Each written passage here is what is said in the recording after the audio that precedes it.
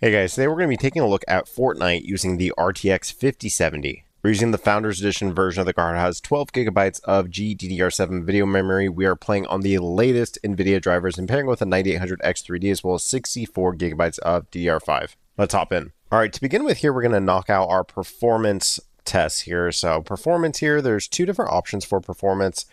There's a new DirectX 12 or somewhat new DirectX 12 mode that we will be testing here. There is also a legacy performance using DirectX 11.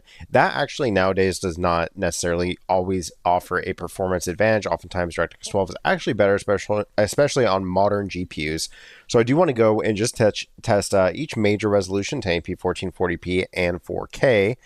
Using this performance mode. So as far as our view distance, that's going to be set to far, texture set to high. So this is kind of, performance settings here, looking to get good performance, but not, compromising too much on our visual quality, at least going for the high textures and view distance. Obviously that still has some competitive implications as well. So this is just our competitive 1080p. All right, so while we wait for this match to kind of load, I guess I'll explain real quick. DirectX 12 performance mode, the main advantage that I've seen personally here when compared to DirectX 11 is that, while DirectX 11 offered high FPS, what really held it back from being, in my opinion, a super usable setting without some sort of frame rate limit is the fact that it had really bad stuttering and 1% lows. That has been mostly addressed. I'm not counting our FPS quite yet because we're just on our starting island here.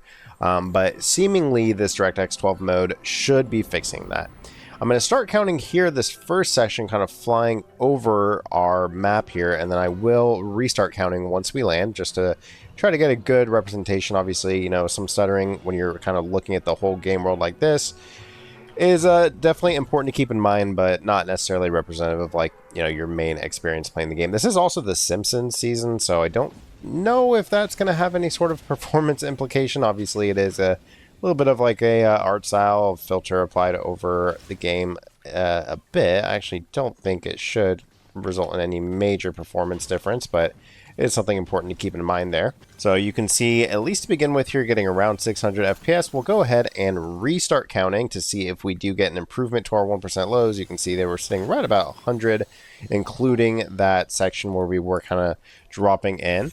So, in the past, oftentimes you'd get 1% lows really, really not great, like down into the 50s and sub 100. So here you can see, obviously, we are getting incredibly strong FPS. We are at this point CPU limited, even with a 9800X 3D. So when you have a card, even a card as a, entry level or cheap as a 5070, oftentimes when you are at these kind of lower settings here, you may be in a position where you are CPU bound. If we can get this guy, there you go. So it is important just to keep in mind that, in general, if you're playing any sort of esports type game, a game that is, easier to run, it is important that you don't skimp out on your CPU. So, if you're playing at like max settings or even high settings and not playing on these competitive settings, obviously, you don't necessarily need a super strong CPU to push all the frames, but when you do kind of go for these lower settings, that is going to be where having a strong CPU is more important. But as you can see, here at 1080p, obviously incredibly performant settings, sitting right around 600 our average, incredibly smooth. Our frame time graph is essentially flat, 1% lows at around 260, not even using 3 gigabytes of video memory. So really, really impressive performance here. No complaints whatsoever. And especially in this particular season with Simpsons, the performance type settings here really, you're not really missing out on a ton here, considering the fact that the game already kind of has like this cartoony art style over it. So, Fortnite in general kind of has a cartoony art style, but especially when you add in all the Simpsons of it all, it definitely just kind of amplifies the fact that you're really not missing out on much by kind of going for these performance settings. So, around 600 FPS with totally acceptable 1% lows here at 1080p. All right, next here, going for those same performance settings, but now bumping up to 1440p. All right, so same thing here. We'll go ahead and count our FPS as we drop here. You can see already moving up to 1440p does provide a slight dip in our FPS, and around the same 1% lows dropping in here right around 100, which I expect to be cleaned up once we actually land in and begin going here. So right around 500, let's go ahead and restart counting and see where those 1% lows, which is really the main difference that, we're kind of noticing compared to the previous version of this performance. Oh dear. Okay. Well, all right. Well, we're gonna have to restart one more time. All right, let's try this one more time now. So really, like I was saying, the main thing that improved when they introduced this DirectX 12 performance mode, it's not necessarily the FPS. The FPS, honestly, it may have even received a slight dip, but what is super significant is just the improvement to 1% lows. So where you would essentially, in my personal opinion, without capping the FPS, be in a unplayable state, you can see here with an uncapped FPS, we're getting right around 550, at times 600, with 200 plus FPS, 1% lows. So incredibly smooth frame times, really, really playable without really any tweaking or anything. And in the past, you would really be required essentially to come in and, make some sort of compromise when it comes to either, just really, it wasn't too much work, but it probably was more work than the average person was really willing to do, was just going in and setting some sort of cap for your frame rate. And now with DirectX 12, you don't really need to do that. You can come in, you can see getting about 500 plus FPS, 200 plus FPS, 1% lows.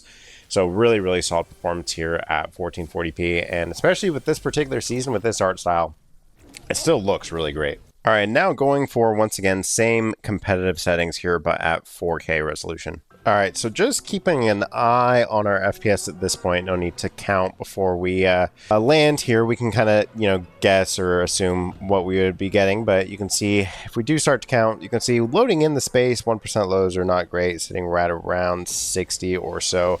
Obviously, average FPS in general has taken a significant hit here, so definitely not, great settings. We'll go ahead and, or great performance to begin with here, but if we try to get away from the pack here and get into a little bit more safe of an area, we'll go ahead and begin counting. And again, really what I'm looking at is mostly just this 1% low. Now, the FPS itself is obviously going to take a dip as we've increased resolution all the way up to 4K now, so seeing right around just under 400 FPS with 1% lows in the 190 area. So definitely pretty solid performance here. And again, this is 4K, not even using 4 gigabytes worth of video memory. So really, really happy with the performance here. Definitely more than enough performance to kind of, get what you want to out of the game. We'll go ahead and jump out of our car here in a moment. Let's see right here. It might be a good spot. So yeah, right around 400 FPS looks like here with 1% lows, about half of that, sitting really, really nice, right about 200. So definitely, a major improvement from what I remember in the past playing on DirectX 11 performance mode. And really the main benefit here is, you don't need to set a cap, the 1% lows, no stuttering or anything like that. So really, really solid performance here, and definitely nice to see that, we kind of saw this as we tested a lot of the cards when we got this new DirectX 12 performance mode, and it is nice to see that, even on something like a 5070, which is kind of like it's a really good 1080p card and a pretty good 1440p card, and in most cases, unless you are just playing, primarily competitive like esports types games, it's not really meant to be so much of a 4K card, but obviously 4K here is definitely well within the card's capabilities. So you can see even in some indoor areas here, obviously FPS begin to climb, so around 500 in this case, but in actual practice, probably be seeing much more commonly around the 400s or so. So yeah, really, really impressed with the performance here at performance setting, and certainly in this Simpsons season here, no need really to go for much more, though. We will test here just what some of those higher level settings look like, just if, you were someone who, maybe you don't really frequent Fortnite. I know sometimes these seasons come out and, people who maybe just have affinity for Simpsons or whatever the particular IP that is being dragged into Fortnite at that given time, just kind of pulls in a new audience of people. So we'll go ahead and see what we can expect if we were just kind of go through each resolution and just crank settings and see kind of best possible performance. But if you were coming in here and had any intention of actually performing and playing at, a level where you did want to like actually win the game, definitely would recommend just throwing on this DirectX 12 performance mode. Stay away from that legacy setting. It still is plagued with all those same issues when it comes to the terrible 1% lows, so really no need to go for anything more competitive than just, you know, this new, you know, non-legacy mode. This DirectX 12 performance mode is really, really nice. All right, so now moving over, rather than in this performance mode, now we're just in standard DirectX 12, which opens up all of our other options here. So I'm not going to spend a ton of time on this. I do think Fortnite at this point, especially in this season, is pretty simple. If you want high FPS, go for performance. And if you want, you know, best possible visuals, go for max. So that's what we're going to do, especially on an RTX card. Lumen is best performing on RTX GPUs. So we'll go for completely maxed out settings using hardware ray tracing and Lumen Epic. Now, as far as our resolution scaling goes, unfortunately, we do have DLSS. However, I believe it's preset F. It is a CNN model. It does, you know, Epic is not necessarily known for, at least in their own game in Fortnite here, using, you know, like newer models. And in fact, even DLSS, as you can see, there's no support for DLAA, so there's no way to play native resolution. So we're just going to go for TSR low. So this is using the most lightweight version of TSR, playing at native here. All right, so dropping in here at 1080p max settings. It is nice to see that, at least to begin with here. And of course, once we land, I only really expect our FPS to go up, that you can play at 1080p max settings. Given the fact that this is really a 1080p card, I mean, you know, we've definitely seen that it can do over 1080p, but I do think most people with the 5070 are either at 1080p or 1440p. That's definitely just kind of an assumption there, but we'll go ahead and begin counting here. And obviously, now that we are, you know, off of that performance mode entirely, I don't really expect 1% lows to really be a major issue whatsoever. I mean, Fortnite and, you know, Unreal Engine in general kind of have a 1% low issue just always, but I don't think it's really going to cause that many problems, if I were to guess. As you can see, 1% lows in the 70s. Could be better, could be worse. Not the end of the world, but definitely, you know, a playable FPS here. Let's see if we can maybe get another elimination here. I don't know why it's funny to me when people build when obviously we know no one has like a ton of materials at this point, so the building definitely has its limits. I mean, it's not too hard to walk around a wall, but, you know, to each their own.